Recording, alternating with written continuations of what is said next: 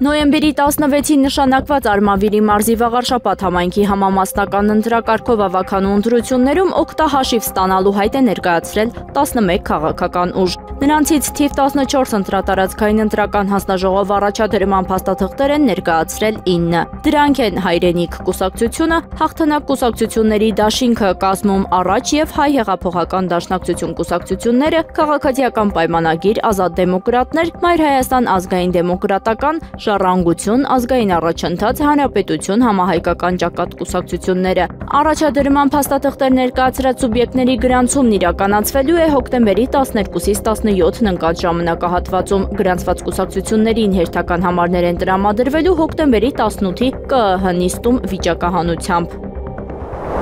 Փարաքարի սպանված համայնքապետ Վալոդիա Գրիգորյանի հարազատները բողոքի ակցիա են արել Մերձավանում, պահանջելով, որ Մերձավանի նախկին համայնքապետ Ախտոյանն ու հարազատները հեռանան համայնքից։ Այդ սրբապիղծները պետք է դուրս գան գյուղից, որ հանգիստ ապրենք, լրագրողների հետ զրույցում ասել է մերձավանցի մի կին։ Նշենք, որ սեպտեմբերի 23-ին Մերձավանում սպանվել էին Փարաքարի համայնքապետ Վալոդիա Գրիգորյանն ու նրա ընկեր քրեական ոստիկան Կարեն Աբրահամյանը։ Վիրավորում էր ստացել նրանց հետ գտնվող երրորդ անձը Արծրուն Գալստյանը։ Ողբերգական այս միջադեպը կապ ունի փետրվարին տեղի ունեցած սպանության հետ։ Փետրվարին Մերձավանի նախկին համայնքապետի ՔՊԱ-ական Մհեր Ախտոյանի տան մոտ սպանվել էր նրա ազգականը 29-ամյա Գրիգոր Օհանյանը, որը Փարաքարի համայնքապետ Վալոդիա Գրիգորյանի սպանությանն օժանդակելու համար մեղադրվող Նարեկ Օհանյանի եղբայրն է։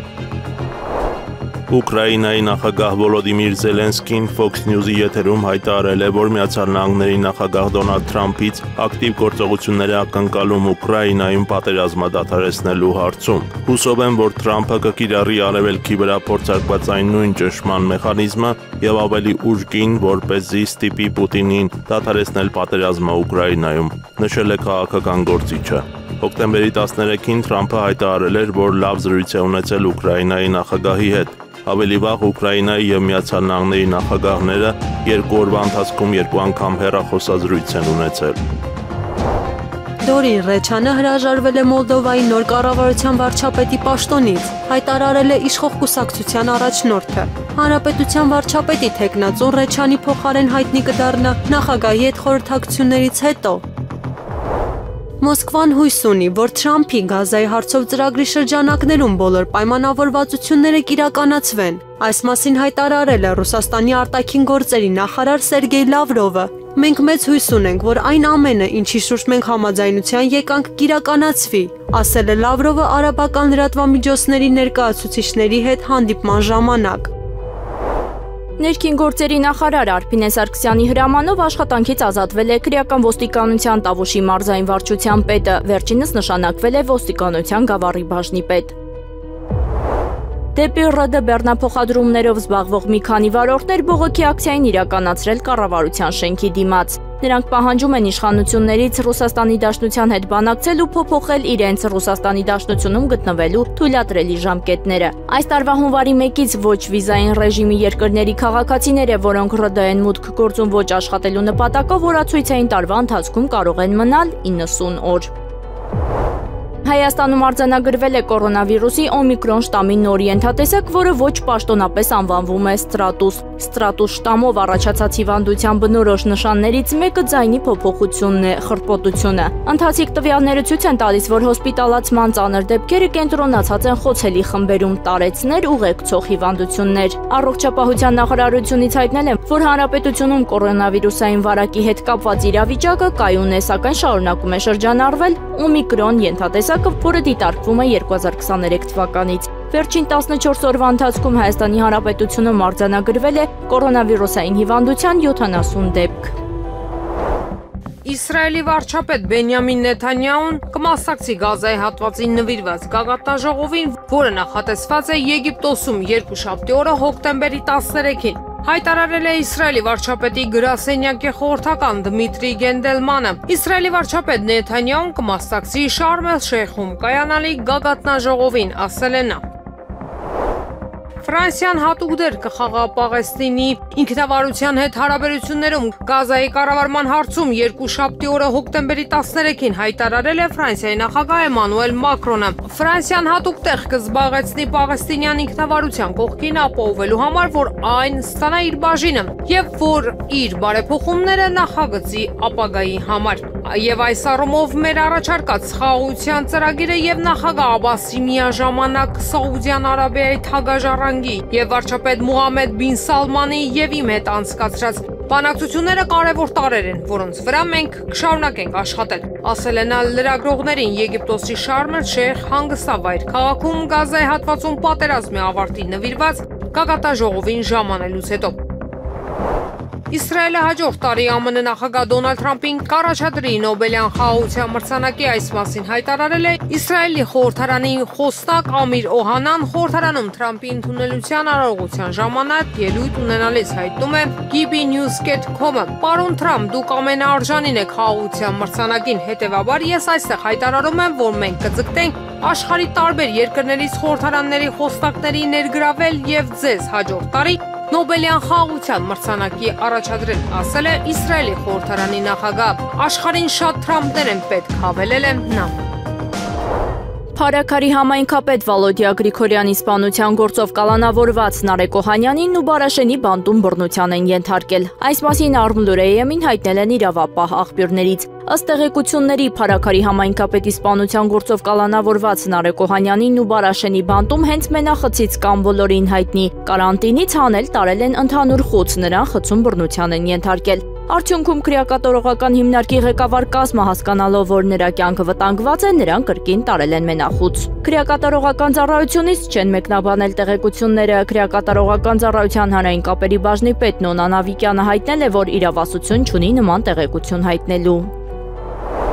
Իսրայելի վարչապետ Բենյամին Նեթանյահուն շնորհակալություն է հայտնել ԱՄՆ նախագահ Դոնալդ Թրամփին Գազայի հատվածում հակամարտության կարգավորման գործում ցուցաբերած օգնության համար։ Հանդիպման ժամանակ նա Թրամփի նվիրել է խաղաղությունը խորհրդանշող ոսկե աղավնին։ Հոկտեմբերի 13-ին Եգիպտոսի նախագահ Աբդել Ֆաթահ El-Sisi-ի գրասենյակը հայտարարել է, որ Նեթանյահուն եւ Պաղեստինի նախագահ Մահմուդ Աբասը կմասնակցեն Եգիպտոսում կայանալիք խաղաղության գագաթնաժողովին Գազայի հատվածում հրադադարի հաստատման կապակցությամբ։ Եգիպտոսի առաջնորդը հեռախոսազրույցներ է ունեցել իր ամերիկացի գործընկեր Դոնալդ Թրամփի հետ, ով այժմ գտնվում է Իսրայելում։ Գագաթնաժողովը նախատեսված է հոկտեմբերի 13-ին Եգիպտոսի Շարմ el-Շեյխ քաղաքում մասնակցելու հրավեր է ստացել 20 երկրների առաջնորդներ։ Հոկտեմբերի 13-ին սեպտեմբերի 30-ին ըստ հին տոմարի ռուս ուղղափառ եկեղեցին նշում է հայ առաքելական եկեղեցու հիմնադիր եւ առաջին կաթողիկոս Սուրբ Գրիգոր Լուսավորչի հիշատակության օրը։ Այս ամսաթիվը ոչ միայն հիշատակի տուրք է մեծ սրբին, այլև Ռուսաստանի ու Հայաստանի ժողովուրդներին միավորող հոգևոր եւ մշակութային խորը կապերի կարևոր խորհրդանիշ։ Սուրբ Գրիգոր Լուսավորիչը պատմության մեջ հիշվում է որպես մարդ, որի հավատքն ու հերոսական գործերը հանգեցրին պատմական իրադարձության։ 301 թվականին Հայաստանի կողմից քրիստոնեությունը որպես պետական կրոն ընդունելուն։ Սա Հայաստանը դարձրեց աշխարհի առաջին քրիստոնյա պետությունը, ընդմիշտ սահմանելով նրա մշակութային եւ քաղաքակրթական ուղին։ Նրա ժառանգությունը տարածվել է երկրի սահմաններից էլ այն կողմ, դառնալով ողջ քրիստոնեական աշխարհի հոգևոր սեփականության մի մասը։ Սուրբ Գրիգորի տոնը հատուկ հնչեղություն ունի Ռուսաստանում, որտեղ նրա անձը եւ հերոսական գործերը մեծարվում են ռուս ուղղափառ եկեղեցու հավատացյալների կողմից։ Սրբի պաշտամունքը Ռուսաստանում խորը պատմական արմատներ ունի։ Այսօրվա եկեղեցական տոնակատարությունը ռուսական եկեղեցիներում ընդգծում է, որ Հայաստանի եւ Ռուսաստանի ժողովուրդների ուղղափառ եղբայրությունը հիմնված է ոչ թե ժամանակավոր քաղաքական հանգամանքների, այլ համատեղ դարավոր հավատքի, փոխադարձ հարգանքի եւ հարուստ մշակութային ավանդույթի ամուր հիմքի վրա։ Ռուս-հայկական հոգևոր կապերի զարգացումը նոր թափ ստացավ 2021 թվականին Հայաստանում ռուս ուղղափառ եկեղեցու թեմի հիմնադրմամբ։ Հայաստանում կա ռուս ուղղափառ եկեղեցու 8 տաճար, այդ թվում ծխական, վանական եւ ռազմական տաճարներ։ Եկեղեցական առաջնորդների միջև կանոնավոր հանդիպումները վկայում են ամրապնդվող կապերի մասին։ 2025 թվականի սեպտեմբերին Պատրիարք Կիրիլը Աստանայում հանդիպեց Մեծի տան Կիլիկիո կաթողիկոս Արամ Առաջինի հետ, իսկ նույն թվականի մարտին ռուս ուղղափառ եկեղեցու պատվիրակությունը միտրոպոլիտ Անտոնիի գլխավորությամբ այցելեց Էջմիածին։ Գարեգին երկրորդ կաթողիկոսի հետ հանդիպելու։ Ողբերգական դեպք Բյուրեղավանում խաղահրապարակում մետաղական ծանր կոնստրուկցիան շուռեր եկել 6-ամյա երեխայի գլխին, երեխայի կյանքը փրկել չի հաջողվել։ Դեպքը տեղի է ունեցել Կոտայքի մարզի Բյուրեղավան քաղաքում հոկտեմբերի 6-ին Բյուրեղավանի առաջին B թաղամասի խաղահրապարակում մետաղական ծանր կոնստրուկցիան շուռ է եկել 6-ամյա երեխայի գլխին։ 6 օր շարունակ բժիշկները պայքարում էին արցախցի փոքրիկի կյանքի համար, ցավոք նրա կյանքը փրկել չի հաջողվել։ Այս գիշեր Հայաստանի ծանրամարտի հավաքականը վերադարձել է Հայաստան։ Նորվեգիայի Ֆյորդե քաղաքում տեղի ունեցած աշխարհի առաջնությունում օլիմպիական խաղերի փոխ-չեմպիոն Եվրոպայի կրկնակի չեմպիոն Վարազդատ Լալայանը դարձել է ծանրամարտի աշխարհի կրկնակի չեմպիոն։ Հայաստանի ազգային հավաքականը ժամանել է Դուբլին, այս մասին հայտնել են Հայաստանի ֆուտբոլի ֆեդերացիայից։ Հոկտեմբերի 14-ին ազգային ընտրանին աշխարհի 2026 թվականի առաջնության ընտրական փուլի 4-րդ տուրում կհանդիպի Իռլանդիայի ազգային հավաքականին։ Ֆրանսիայի վարչապետ Սեբաստիան Լեկորնուն ելույթ կունենա ազգային ժողովում իր կառավարության նշանակումից 1 օր անց։ Սրա մասին RTL ռադիոկայանի եթերում հայտարարել է կառավարության խոսնակ Մոտ Բրեխոնը։ Կառավարության քաղաքականության հայտարարությունը կհրապարակվի վաղը կեսօրին։ Ժամը կհաստատվի, բայց այն հավանաբար կլինի ժամը 15:00-ին, ասել է նա։ Բրեժնը նաև ասել է, որ նույն առավոտյան կկայանա նախարարների խորհրդի առաջին նիստը նոր կաբինետի հետ, որտեղ կներկայացվի 2026 թվականի բյուջեի նախագիծը։ Կառավարության խոսնակը խոստովանել է, որ հայտարարությունից հետո նրա դեմ կարող է անվստահության քվեարկություն սկսվել։ Սակայն նա կոչ է արել նման քայլի դիմել ցանկացող խորհրդարանի անդամներին, դա անել միայն կոնկրետ օրինագծերի քննարկումից հետո։ Նա նաև ասել է, որ կառավարությանը անվստահության քվեարկությունը կհարթի ճանապարհը խորհրդարանի լուծարման համար, ինչը կխաթարի Ֆրանսիայի հեղինակությունը համաշխարհային ասպարեզում, թույլատնելով այն եւ բացասաբար անդրադառնալով Ֆրանսիայի ժողովրդի վրա։ Գազայի հատվածում ազատ արձակված առաջին 7 իսրայելցի պատանդների վիճակը բավարար է, հայտնել է պետական կան հեռարձակողը, մեկնաբանելով առևանգվածների իսրայելական ուժերին հանձնումը։ Կանի խոսքով ազատ արձակվածները կարողանում են ինքնուրույն տեղաշարժվել։ Հոկտեմբերի 13-ին Իսրայելի բանակի մամուլի ծառայությունը հաստատեց, որ զինվորականները Կարմիր խաչի աշխատակիցներից ընդունել են 7 պատանդներից բաղկացած առաջին խումբը Գազայում եւ ուղեկցել նրանց դեպի Իսրայել։ Նրանք շուտով կանցնեն նախնական բժշկական զննում, որից հետո կուղարկվեն հիվանդանոց լիարժեք զննման համար։ ԱՄՆ նախագահ Դոնալդ Թրամփը հայտարարել է, որ Վլադիմիր Պուտինի հետ կարող է քննարկել Թոմահոկ հեռահար թևավոր հրթիռների փոխանցումը Ուկրաինային։ Գուցե Պուտինին ասեմ, լսիր, եթե այս պատերազմը չկարգավորվի, ես Ուկրաինային Թոմահոկ հրթիռներ կուղարկեմ։ Այն անհավատալի զենք է եւ ունակ է ավերիչ հարվածներ հասցնել։ Եվ անկեղծ ասած, Ռուսաստանին դա պետք չէ, ասել է ԱՄՆ նախագահը։ Սպիտակ տան ղեկավարը հույս է հայտնել, որ Պուտինը կհամաձայնի ավարտել պատերազմը, հակառակ դեպքում նրա համար դա վատ կավարտվի, հավելել է Թրամփը։ Համասը հրապարակել է 20 կենդանի պատանների ցուցակը, որոնց մտադիր է ազատ արձակել Իսրայելի հետ համաձայնագրի շրջանակում։ Այս մասին հայտնում է The Times of Israel պարբերականը։ Համասի ռազմական թևը Ալ-Քասամ խումբը հրապարակել է 20 կենդանի իսրայելցի պատանների անունները, որոնք ինչպես սպասվում է շուտով ազատ կարձակվեն։ Ցուցակում ներառված են 20 պատաններ, որոնց անուններն ավելի վաղ Իսրայելին էին տրամադրվել բանակցությունների շրջանակում եւ որոնք հաստատվել են համաձայնագրի շրջանակներում ազատ արձակվելու համար։ Իսրայելական ԶԼՄ-ների տվյալներով առաջին պատանները, որոնց Համասը կազատի Գազայի հատվածի հյուսիսային հատվածից, Մատան Անգրեսն են, եղբայրներ Գալի եւ Զիվ Բերմանը, Ալոն Օհելը, Էյթան Մորը եւ Օմրի Միրանը։ Մնացած 14 կենդանի պատանները կազատվեն ավելի ուշ Գազայի տարբեր շրջաններից։ Իսրայելի իշխանությունները որոշել են ԱՄՆ նախագահ Դոնալդ Թրամփին շնորհել երկրի բարձրագույն քաղաքացիական պարգևը նախագահական պատվո մեդալը։ Այս մասին հայտարարել է Իսրայելի նախագահ Իսահակ Հերցոգի գրասենյակը։ Հայտարարության մեջ նշվում է, որ այս պարգևը ճանաչում է Թրամփի ներդրումը Գազայի հատվածում իսրայելցի պատանդների ազատ արձակման գործում։ Մրցանակի շնորհման մասին հայտարարությունը համընկնում է ամերիկացի առաջնորդի Իսրայել այցի հետ, որը սկսվել է այսօր երկուշաբթի օրը հոկտեմբերի 13-ին։ Մեդալը նրան կհանձնվի առաջիկա ամիսներին դեռևս չճշտված ժամին եւ վայրում պարզաբանել է գրասենյակը։ Նախագահ Թրամփի ժառանգությունը կհիշվի Իսրայելի պետությունում եւ հրեա ժողովրդի սերունդների համար։ Իր անխոնջ ջանքերի շնորհիվ նախագահ Թրամփը ոչ միայն օգնեց մեր սիրելիներին տուն վերադարձնել, այլև հիմք դրեց մերձավոր արևելքում անվտանգության, համագործակցության եւ խաղաղ ապագայի իրական հույսի վրա հիմնված նոր դարաշրջանի։ Ինձ համար մեծ պատիվ կլինի նրան հանձնել Իսրայելի նախագահական պատվո մեդալը։ Այս որոշումը մեկնաբանել է նախագահ Հերցոգը։ Պատվո նախագահական մեդալը Իսրայելում հիմնադրվել է հրեական պետության 9-րդ նախագահ Շիմոն Պերեսի նախաձեռնությամբ 2012 թվականին։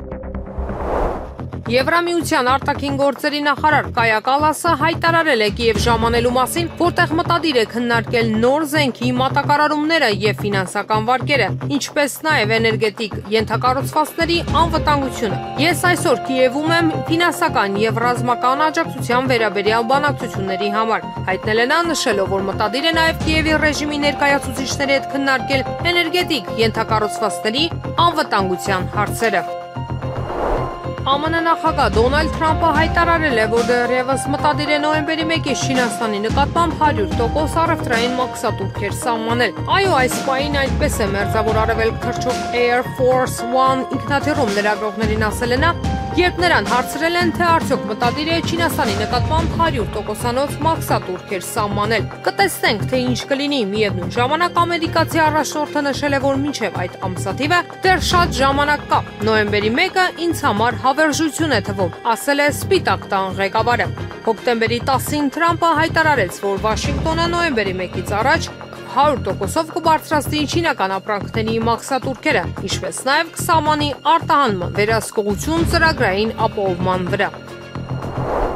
Գործարար Սամվել Կարապետյանին մեղադրանք է առաջադրվել իշխանությունը յուրացնելու կամ զավթելու հրապարակային կոչեր հնչեցնելու համար։ Այս մասին լրատվամիջոցներին հայտնել են քննչական կոմիտեից։ Սամվել Կարապետյանի մեղադրանքը փոփոխվել է եւ ավելացվել իշխանական կամ ծառայողական լիազորությունները կամ դրանցով պայմանավորված ազդեցությունն օգտագործելով առանձնապես խոշոր չափերով փողերի լվացման մեղադրանքները։ Սամվել Կարապետյանի փաստաբանական խումբն արձագանքելով որոշմանը նշել է, որ քննչական մարմինը սահմանել է շարունակական ապօրինության նոր նշաձող։ Հոկտեմբերի 14-ին աշխատանքային այցով Հայաստան կժամանի ԵԱՀԿ գործող նախագահ Ֆինլանդիայի արտաքին գործերի նախարար Էլինա Վալտոնենը։ Արտաքին գործերի նախարարությունում կկայանա Հայաստանի Հանրապետության արտաքին գործերի նախարար Արարատ Միրզոյանի հետ հանդիպումը, որին կհաջորդի համատեղ մամուլի ասուլիսը։ Ազգային ժողովի ֆինանսավարկային եւ բյուջետային հարցերի մշտական հանձնաժողովում ԿՊԱ-ական падգամավոր Արուսյակ Մանավազյանը ներկայացրել է ԿԲ խորհրդի անդամի իրենց թեկնածուին։ Համաձայն ազգային ժողովի կանոնակարգ սահմանադրական օրենքի 145-րդ հոդվածի Կենտրոնական բանկի խորհրդի անդամի պաշտոնում քաղաքացիական պայմանագիր խմբակցության կողմից առաջադրում Արմեն Մամիկոնի Քթոյանի թեկնածությունը, ասել է Մանավազյանը եւ ներկայացրել նրա կենսագրությունը։ Նշենք, որ Արմեն Քթոյանը ներկայում ՀՊՏՀ վիճակագրության ամբիոնի վարիչն է։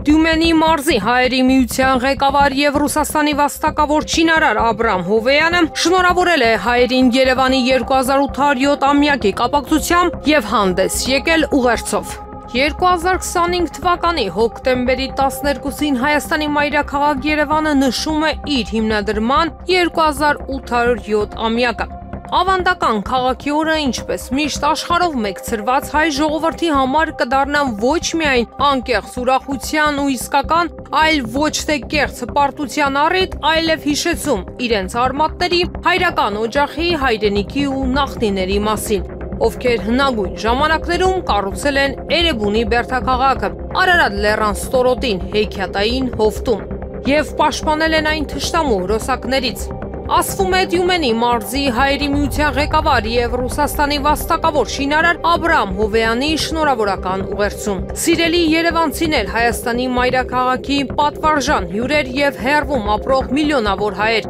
Սա մեր ընդհանուր տոնն է, ընդհանուր բոլորի համար, ովքեր սիրում են վարդագույն տուֆից կառուցված այս քաղաքը։ Բարեբախտաբար Երևանի հանդեպ սերը հասանելի է բոլորին, անկախ ազգությունից կամ հեռավորությունից, ինչպես նաև հնարավորությունը գալու Երևան, այցելելու ընտանիքին եւ ընկերներին, կառուցելու նոր տուն կամ վերականգնելու իրենց նախնիների տները։ Երևանը բաց է բոլոր երկրների քաղաքացիների համար, ովքեր խաղաղություն եւ բարեկեցություն են ցանկանում Հայաստանին։ Հաճելի է, որ Հայաստանի կառավարությունը հասկանում է, թե որքան կարևոր է հայության համար իրենց հայրենիք ու հայրենիք քաղաք ազատորեն այցելելու հնարավորությունը։ Երևանն այսօր ժամանակակից եւ զարմանահրաշ քաղաք է, հարուստ պատմությամբ, յուրահատուկ ճարտարապետությամբ եւ ջերմ հյուրընկալությամբ։ Այն շարունակում է ոգեշնչել եւ ուրախացնել մեզ ամեն օր։ Այստեղ է բաբախում հայության կյանքով լեցուն սիրտը։ Երևանը իր թանգարաններով եւ թատրոններով նաեւ մեր ավանդույթների ու պատմության պահապանն է։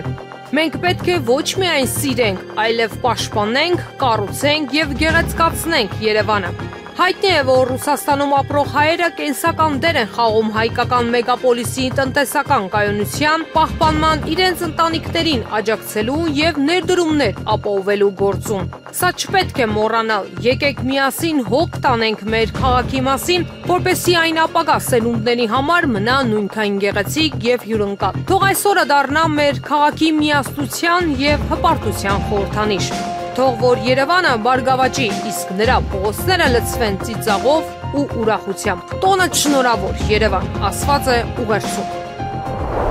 Երևանի պետական համալսարանում տեղի է ունեցել կլոր սեղան նվիրված հայ-ռուսական ժամանակակից հարաբերությունների քաղաքական եւ տնտեսական ասպեկտների արդիականացման հարցեր թեմայով։ Միջոցառումը կազմակերպվել էր Երևանի պետական համալսարանի ռուսական ուսումնասիրությունների կենտրոնի եւ հաղորդակցության զարգացման ազգային հետազոտական ինստիտուտի կողմից։ Հանդիպումը վարում էին հաղորդակցության զարգացման հետազոտական ինստիտուտի փոխտնօրեն Վալենտինա Կոմլևան եւ Երևանի պետական համալսարանի ռուսական ուսումնասիրությունների կենտրոնի տնօրեն Արամ Սաֆարյանը։ Կլոր սեղանի նպատակն էր քննարկել ռուս-հայկական հարաբերությունների առջև ծառացած հիմնական միտումներն ու մարտահրավերները փոփոխվող միջազգային կարգի համատեքստում։ Միջոցառման պատվավոր հյուրերի թվում էին Հայաստանի ազգային ժողովի նախկին փոխնախագահ եւ խորհրդարանի Եվրասիական ինտեգրման հանձնաժողովի նախկին նախագահ Միքայել Մելքումյանը, ինչպես նաև Հայաստանում Ռուսաստանի դեսպանատան Ռոսոտրուդնիչեստվոյի եւ 102-րդ ռուսական ռազմաբազայի ներկայացուցիչները։ Երևանում կայացած կլոր սեղանը դարձել է ռուս-հայաստանյան հարաբերությունների ապագայի վերաբերյալ անկեղծ քննարկման հարթակ տնտեսական, քաղաքական եւ մարդկային մակարդակներում։ Հենց նման հանդիպումներն են խթանում փոխըմբռնումը, առանց որի ժամանակակից աշխարհում կայուն զարգացումն անհնար է։ Հայաստանի Հանրապետության վարչապետ Նիկոլ Փաշինյանը հոկտեմբերի 13-ին աշխատանքային այցով մեկնել է Եգիպտոսի Արաբական Հանրապետությունում։ Վարչապետը Ամերիկայի Միացյալ Նահանգների նախագահ Դոնալդ Թրամփի եւ Եգիպտոսի նախագահ Աբդել Ֆաթահ Աս-Սիսիի հրավերով Շարմ էլ-Շեյխ քաղաքում կմասնակցի Մերձավոր Արևելքի խաղաղության գագաթնաժողովին։ Հայաստանի Հանրապետության պաշտպանության նախարար Սուրեն Պապիկյանի գլխավորած պատվիրակությունն աշխատանքային այցով ժամանել է Ամերիկայի Միացյալ Նահանգներ, այս մասին հայտնել են Հայաստանի Հանրապետության պաշտպանության նախարարությունից։ ԱՄՆ նախագահի Մերձավոր Արևելքի հարցերով դեսպան Ստիվ Ուիթկովան այցելել է Գազայի հատված Իսրայելի կողմից հրադադարի համաձայնագրի պահպանումը վերահսկելու համար։ Քաղաքական գործչին ուղեկցել են ԱՄՆ կենտրոնական հրամանատարության հրամանատար ծովակալ Բրեդ Քուփերը եւ նախագահի փեսան ձեռնարկատեր Ջարեդ Քուշները։ Մենք մանրամասն տեղեկություն ստացանք անվտանգության, մարդասիրական օգնության եւ հակամարտությունների կանխարգելման ջանքերի վերաբերյալ, գրել է հատուկ դեսպանորդը։ Հոկտեմբերի 12-ին Ադրբեջանի Հանրապետության նախագահ Իլհամ Ալիևը ԱՄՆ նախագահ Դոնալդ Թրամփի եւ Եգիպտոսի նախագահ Աբդել Ֆաթահ Ալ-Սիսիի հրավերով աշխատանքային այցով ժամանել է Եգիպտոս մասնակցելու Մերձավոր Արևելքի հարցերով խաղաղության գագաթնաժողովին։ Ադրբեջանի նախագահին դիմավորել են Եգիպտոսի երիտասարդության եւ սպորտի նախարար Աշրաֆ Սուբհին եւ այլ պաշտոնյաներ։ Ավելի վաղ Axios-ի լրագրող Բարակ Ռավիդը հայտնել էր, որ Գազայում հրադադարի հարցով Եգիպտոսում կայանալիք խաղաղության գագաթնաժողովին մասնակցելու հրավեր են ստացել նաև Հայաստանն ու Իրանը։